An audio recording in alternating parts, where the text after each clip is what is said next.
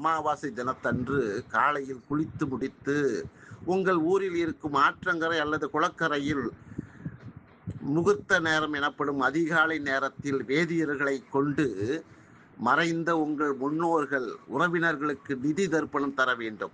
நிதினா நிதி இல்லை, திதி. சரியா? திதி தர்ப்பணம் தர வேண்டும். வீட்டில் பூஜை அறையை சுத்தம் செய்து தீபமேற்ற வேண்டும். பின்பு உங்கள் வீட்டில் இருக்கும் மறைந்த முன்னோர்களின் படத்திற்கு பூக்கள் சமர்ப்பித்து தூபங்கள் கொளுத்தி வணங்க வேண்டும். சந்தர்ப்ப சூழ்நிலை காரணமாக அமாவாசை திதி தர்ப்பணம் போன்றவற்றை தர இயலாதவர்கள் அன்றைய தினம் உங்கள் வீட்டிலேயே முன்னோர்களை வழிபட்டு கருப்பு மற்றும் வெள்ளை எள் கலந்த சாதத்தை காகத்திற்கு உணவாக வைத்தால் முன்னோர்களுக்கு திதி அளித்த பலன் உண்டாகும். சரியா?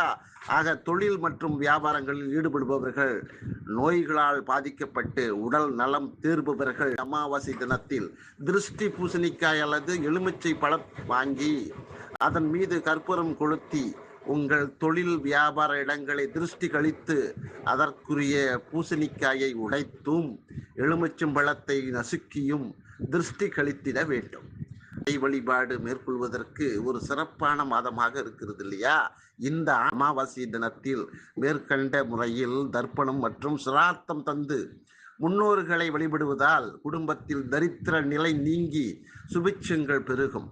தங்கள் வம்சத்தில் திருமணம் காலதாமதமாகும் என்ப நண்பர்களுக்கு விரைவில் திருமணம் நடக்கும். வீண் பண விரயங்கள் ஏற்படுவது நீங்கும். வெளிநாடு செல்லும் முயற்சிகள் வெற்றி பெறும். எடுக்கும் முயற்சிகள் அனைத்தும் வெற்றிகள் உண்டாகும். காரிய தடைகள் நீங்கும்.